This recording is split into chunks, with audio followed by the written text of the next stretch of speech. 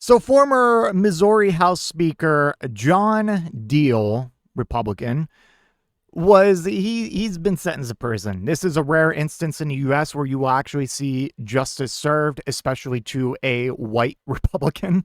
But we're going to get into the details in a second here, but it's very important for you to realize that you probably aren't going to hear much about this in the media. You're not going to hear much about it on Twitter. In fact, I haven't seen anything from the regime propagandist accounts like Cat Turd or Libs of TikTok or Benny Johnson or any of those just degenerates. And I wonder why. And as you're going to see here in the article, it was number one, a white guy, and number two, a Republican who just committed fraud.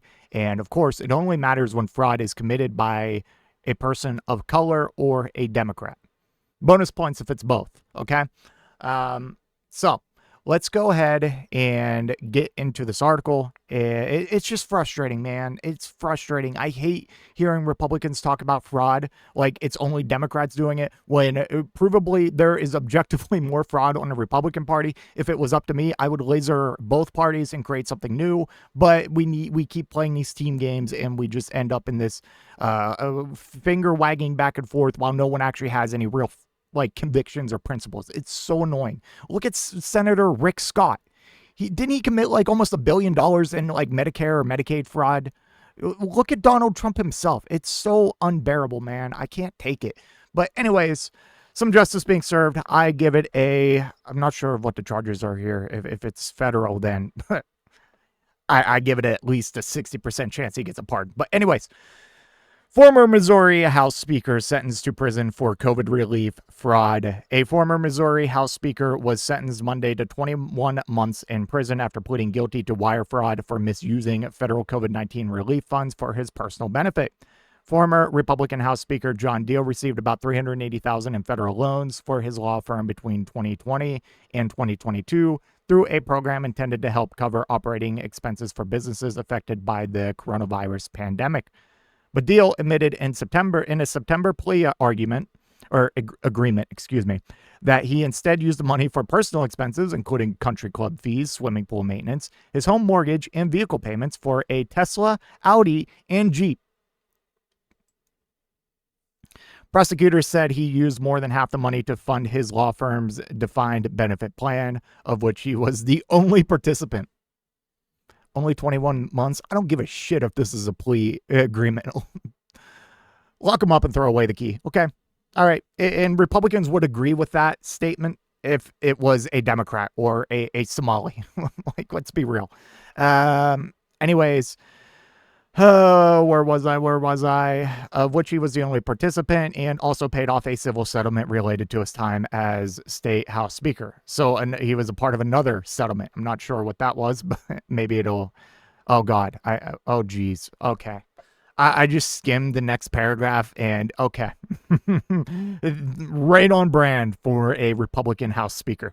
Diehl resigned as House Speaker in 2015 after the Kansas City Star reported that he had exchanged sexually suggestive text messages with a college student serving as a Capitol intern. At the time, Diehl acknowledged making a serious error in judgment by sending the text messages. Seems like you make a lot of serious errors in judgment, don't you, John Diehl?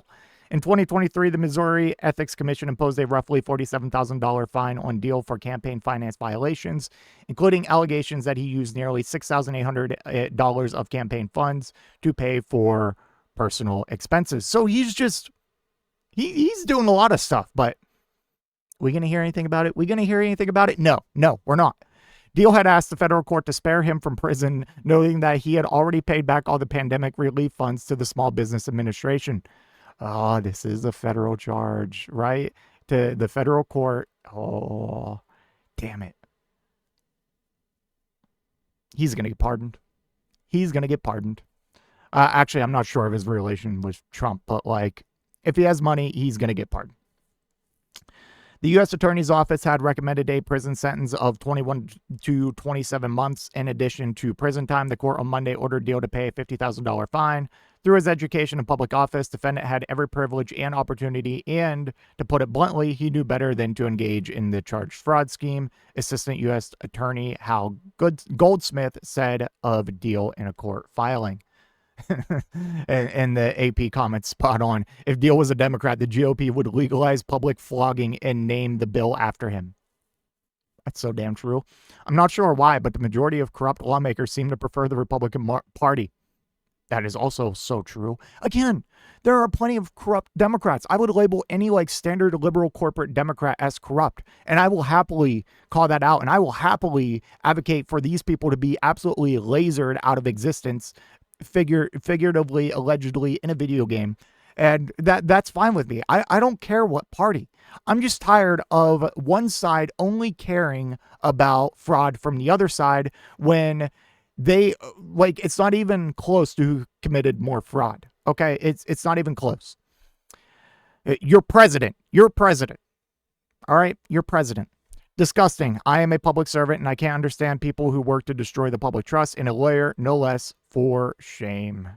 So that's the only 3 comments of this article.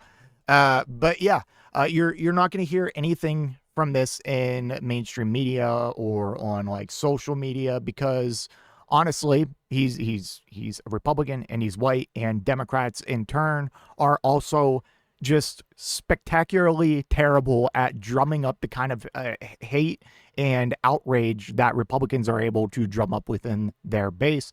That is just a fact. That is why Democrats get clobbered over the head by Republicans in the first place. Like, the fact that you are having an actual competition with a party that is just like openly anti-vax, openly like Islamophobic, homophobic in many instances, and just flat out racist, especially when it comes to immigrants, flat out climate change deniers. Like, it's insane. Like, this is the most easily beatable party in the world, but yet Democrats still struggle because they don't know how to they just don't know how to like drum up outrage or manufacture consent or anything. But yep, let me know what you think in the comment section down below, and I will see you in the next one. If you made it to this point in the video, I just want to give a special thank you. If you enjoyed it, please hit that like button down below, and if you really enjoyed it, maybe consider hitting that subscribe button while you're down there. I want to hear your thoughts in the comment section. I will try to reply to any and all comments that I can. Until next time, watch that video on screen.